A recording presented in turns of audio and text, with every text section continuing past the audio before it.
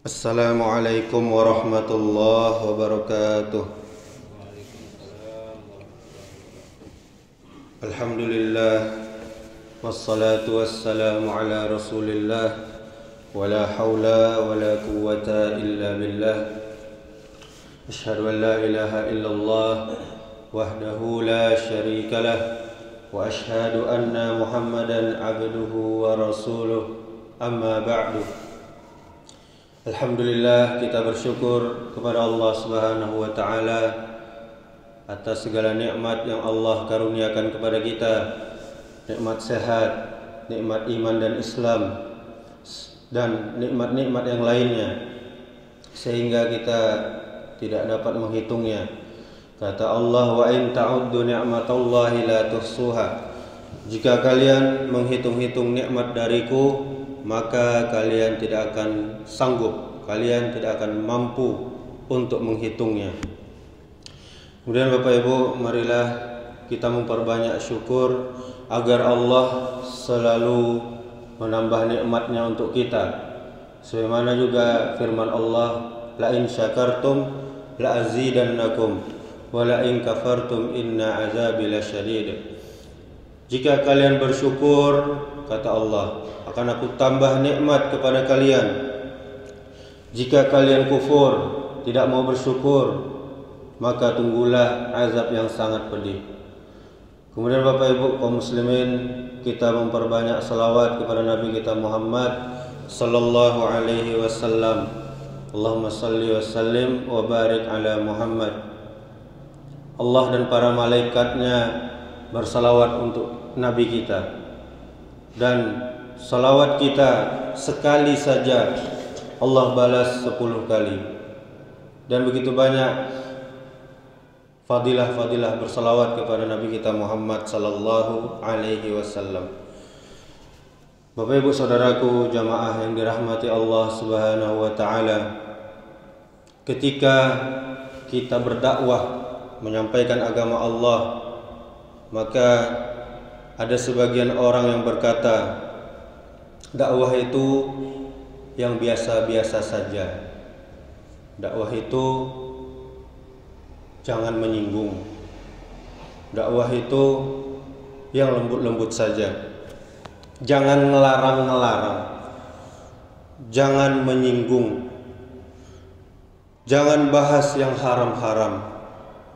Maka kita katakan kepada orang yang berkata seperti itu, yang namanya dakwah, ya memang kadang harus ngelarang, kadang harus menyinggung, dan membahas yang haram-haram. Sebab kita harus jelaskan kepada umat mana yang salah, mana yang benar. Jika dakwah tidak boleh menyebutkan yang salah, maka bagaimana kita meluruskan kesalahan yang ada? Sebagai contoh, Bapak Ibu, ketika kita berbicara tentang haramnya riba, maka pelaku riba akan tersinggung, akan kesal, akan marah. Ketika kita berbicara tentang kejinya zina, maka pelaku zina juga akan kesal, pelacur akan kesal, akan marah. Kemudian ketika kita berbicara tentang bahayanya miras, khamar, minuman keras, maka penikmat miras akan marah kepada kita, akan kesal kepada kita. Ketika kita berbicara tentang haramnya rokok, maka penikmat rokok, pecandu rokok akan kesal kepada kita, akan marah kepada kita. Begitu juga penjualnya akan kesal kepada kita. Ketika kita berbicara tentang larangan berbuat syirik dan bid'ah, maka pelaku kesyirikan, pelaku kebid'ahan juga akan kesal, akan marah kepada kita. Ketika kita berbicara tentang wajibnya menutup aurat, maka yang biasa membuka aurat pun akan merasa kesal, akan marah kepada kita. Begitulah seterusnya Bapak Ibu saudaraku. dan seterusnya seperti itu. Tujuan dakwah adalah memang untuk mengingatkan. Fadzakir fa inna dzikra tanfa'ul mu'minin. Mengingat Allah itu adalah penting bagi orang beriman.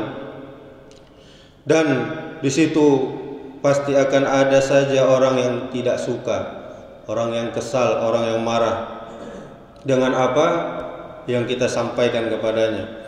Walaupun kita sudah berusaha menyampaikan dengan baik, dengan lemah lembut, jadi sebenarnya bukan dakwahnya yang keras, tetapi hati kita yang belum siap menerima kebenaran.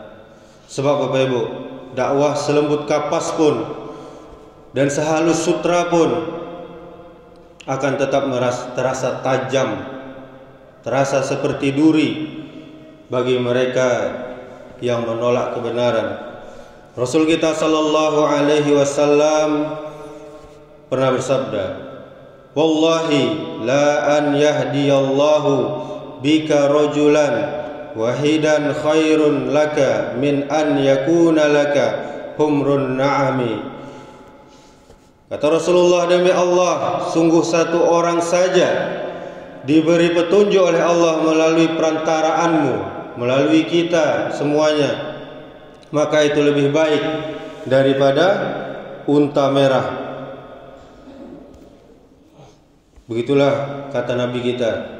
Begitulah motivasi dari Nabi kita untuk mau berdakwah menyampaikan agama Allah.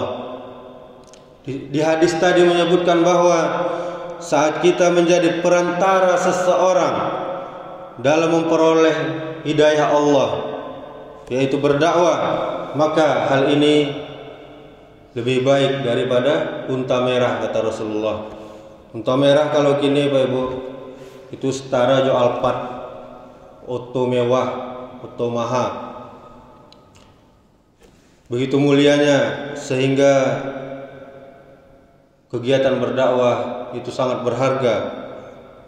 Dan bagi orang Arab, unta merah itu adalah harta yang berharga. Saudaraku kaum muslimin jamaah yang dirahmati Allah Subhanahu wa taala, di antara kalau kita berdakwah menyampaikan agama Allah, apa yang awak dapat? Di antara yang pertama, kita bisa menyelamatkan orang lain. Seorang dai, dia dapat menjadi penyelamat bagi orang lain jika dia memberikan petunjuk dengan benar serta memberikan solusi sesuai dengan yang ada di dalam syariat Islam. Sebaliknya, seorang dai, seorang penyeru dapat menyesatkan seseorang dan menjerumuskan seseorang dalam lubang kesalahan akibat kecerobohannya. Seorang dai ketika berdakwah seakan-akan ia selalu menenteng tiket ke surga. Dia menjadikannya hadiah untuk para mad'unya, orang-orang yang diajak, dan mengarahkannya kepada Islam, menuntun ke arah kehidupan yang lebih menenangkan batin, hatinya, jiwanya, selamat di dunia maupun akhirat. Dan Allah tidak akan memberikan ganjaran kepada para dai melainkan dengan sebaik-baik ganjaran. Kalau di kampung kita ini Bapak Ibu, seorang dai itu bukan hanya ustadz, tetapi juga boleh dikatakan tuanku, para guru, para buya juga termasuk kategori dai. Mereka semuanya itu tugasnya mengajak masyarakat, mengajak jamaahnya kepada Allah, kepada jalan kebenaran, menjauhi kesesatan, menjauhi maksiat, menjauhi dosa. Bukan mengajak orang fanatik kepadanya, fanatik buta. Ajak orang kepada Quran Bapak Ibu dan hadis Rasul, bukan mengajak orang kepada ajaran nenek moyang, melestarikan kesalahan-kesalahan nenek moyang, melestarikan kesyirikan, melestarikan kebid'ahan. Inilah yang disebut Rasulullah dai penyesat umat. bukan mengajak orang ke surga, tapi malah mengajak orang ke neraka. Na'udzubillah min zalik. Kita berlindung kepada Allah dari hal yang demikian. Kemudian apa yang didapat orang yang berdakwah yang kedua, yaitu mengalir pahalanya tanpa henti. Setiap aktivitas amal kebaikan oleh orang-orang yang dia ajak, orang-orang yang dia dakwahkan melalui wasilah para dai tadi, maka baik itu dia bertasbih, dia bertakbir, dia bertahmid, dia rukuk dan sujud karena ajaran seorang dai tadi. Dia mengajarkan zikir, dia mengajarkan salat serta amalan kebaikan lainnya, melainkan sang dai juga akan mendapatkan ganjaran yang serupa sesuai dengan setiap kebaikan yang dilakukan oleh orang-orang yang diajak. Maka di sini penting mengajarkan ilmu yang bermanfaat, Bapak Ibu. Kita semuanya bisa menjadi dai, utamanya untuk keluarga kita dulu. Kemudian yang ketiga, mengokohkan bangunan dakwah.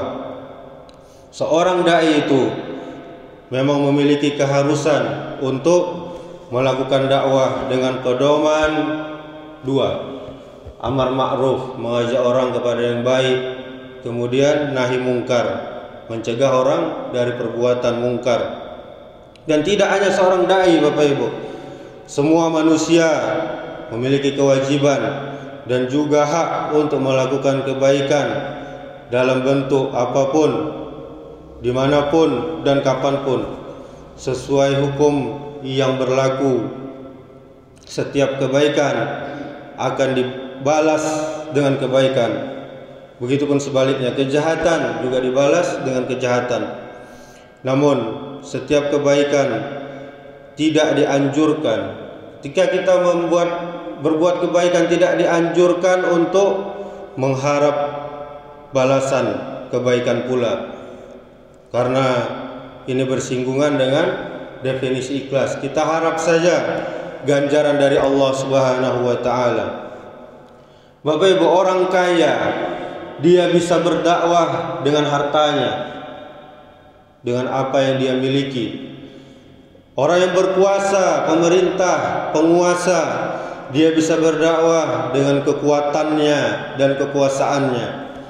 Orang yang miskin, dia juga bisa berdakwah dengan semampunya, dengan ilmunya, dengan tenaganya. Saudaraku kaum muslimin, setiap orang wajib berdakwah. Kita camkan ini, setiap kita wajib berdakwah sesuai dengan kemampuan kita masing-masing. Kita ajak orang kepada kebenaran, kepada Al-Quran, kepada hadis-hadis Nabi Sallallahu Alaihi Wasallam, dan kita larang orang dari perbuatan keji, dari perbuatan dosa dan kemungkaran. Perlu kita ketahui, Bapak Ibu, kalau kita melihat kemungkaran di depan mata kita, sedangkan kita diam saja, maka Allah akan mempertemukan kita dengan orang yang berbuat kemungkaran itu, dan orang itu akan mencekik kita. Sebagaimana kata Rasulullah sallallahu alaihi wasallam, "Man ra'a minkum munkaran falyughayyirhu bi yadihi, fa in lam yastati' fa bi lisanihi, fa in lam yastati' fa bi qalbihi, wa zalika ad'aful iman." Kenapa orang itu mencekik kita? Karena kita membiarkannya berbuat kemungkaran, berbuat maksiat, berbuat dosa. Karena anjuran Nabi kita, barang siapa dari kalian melihat kemungkaran, ubahlah dengan tangannya. Jika tidak bisa, ubahlah dengan lisannya. Jika tidak bisa, ingkarilah dengan hati. Jadi seminimal-minimalnya, Bapak Ibu, ketika mencaliak dosa, perbuatan kemaksiatan orang lain, kalau tidak mampu menasihatinya, dalam hati ingkari. Ya Allah, saya tidak suka dengan perbuatan dia ini, rubahlah ya Allah. Jadi itu seminimal-minimalnya. Dan itu kata Rasulullah selemah-lemah iman. Kemudian di hadis Nabi yang lain, telah disiksa penduduk suatu desa yang didiami 18.000 ahli ibadah. Jadi ada sebuah desa, ada 18.000 orang ahli ibadah di dalamnya, yang amal dan perbuatan baiknya seperti amalan para nabi. Lalu seorang sahabat bertanya kepada Rasulullah, "Wahai Rasulullah, bagaimana bisa demikian?" Maka Nabi kita menjawab sallallahu alaihi wasallam, mereka tidak mau marah karena Allah Ta'ala, mereka tidak mau menyeru kepada yang baik, dan mereka tidak mau melarang kepada yang mungkar. Jadi Bapak Ibu, itu gambaran dari Nabi kita. Ada penduduk, ada sebuah desa yang disiksa oleh Allah orang-orang ahli ibadahnya karena diam saja melihat kemungkaran. Semakin modernnya zaman kini, semakin beragam kemungkaran yang dilakukan manusia. Bahkan orang yang mencegah kemungkaran tak jarang dicemooh. Pasti kita lihat orang yang melarang kemungkaran dicemooh, dicimeeh, malah diejek, dianggap so alim dan sejenisnya. Kenyataan ini membuat sebagian orang yang selama ini ikut membantu mencegah kemungkaran jadi pasrah, jadi takut pada keadaan. Apa yang terjadi, terjadilah. Tidak mau dia lagi aktif mencegahnya, meskipun kemungkaran telah merusak sendi-sendi kehidupan ini. Bahkan bagi sebagian orang, jangankan mencegah kemungkaran orang lain, yang dilakukan anggota keluarganya sendiri pun dia diam saja. Dia tidak mau lagi mencegahnya. Melihat anak gadisnya keluar rumah tak pakai jilbab, tak bisa berbuat apa-apa. Melihat istrinya enak-enak saja bersalaman dengan orang lain, dia diam saja. Maka ini dia diam terhadap kemungkaran yang dilakukan oleh keluarganya. Sangat miris kita melihatnya. Akibatnya Bapak Ibu sekalian, kemungkaran tadi merajalela, ada di mana-mana di lingkungan kita. Kalau kita cermati hadis dari Aisyah radhiyallahu anha yang kita bacakan tadi, betapa besar resiko tak mau mencegah kemungkaran. Orang-orang yang gemar beribadah pun akan ditimpa azab bila ikut membiarkan kemungkaran berlangsung di lingkungannya. Bahkan di dalam hadis yang lain disebutkan, orang-orang yang mengetahui adanya kemungkaran tetapi tidak mau mencegahnya, dia dianggap sebagai sekutu bagi pelaku kemungkaran tersebut. Seperti seseorang yang mengetahui adanya korupsi tetapi tak mau dia mencegahnya, dia akan dianggap sebagai bagian dari koruptor tersebut. Bapak Ibu saudaraku jamaah yang dirahmati Allah Subhanahu wa taala, setidaknya ada 5 hal yang disebutkan seorang syekh namanya Abdurrahman bin As-Sa'di rahimahullah mengenai dampak buruk ketika kita mendiamkan kemungkaran padahal kita mampu untuk mengingatkannya. Yang pertama, mendiamkan kemungkaran akan dinilai sama seperti orang yang melakukan maksiat, walau dia tidak melakukannya secara langsung. Karena sebagaimana kita wajib menjauhi maksiat, mencegah maksiat, maka wajib juga kita mengingkari orang yang melakukan maksiat. Kemudian yang kedua, mendiamkan kemungkaran Bapak Ibu menunjukkan kita menganggap remeh kemungkaran tersebut dan menganggap remeh perintah Allah Subhanahu wa taala.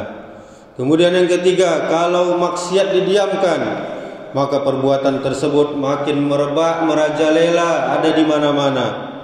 Kemudian yang keempat, jika orang berilmu, orang yang paham agama mendiamkan maksiat, perbuatan maksiat akan dianggap bukan maksiat, biasa saja jadinya. Bahkan nantinya bisa dianggap sebagai perbuatan baik, padahal maksiat itu. Karena didiamkan, maka itu jadi biasa. dan akan mengundang azab Allah Subhanahu wa taala. Kemudian yang kelima, mendiamkan kemungkaran akan mengakibatkan kejelekan, akan terus diikuti oleh kejelekan-kejelekan yang lainnya. Dari satu kemungkaran menuju kepada kemungkaran yang lainnya, dan akan terus seperti itu. Demikianlah Bapak Ibu Saudaraku, semoga Allah Subhanahu wa taala memberikan kita taufik dan hidayahnya agar kita dapat menerima kebenaran dan menyampaikan kebenaran. Amin ya rabbal alamin. Semoga bermanfaat. Subhanakallahumma wa bihamdika asyhadu an la ilaha illa anta astaghfiruka wa atubu ilaik. Wassalamualaikum warahmatullahi wabarakatuh.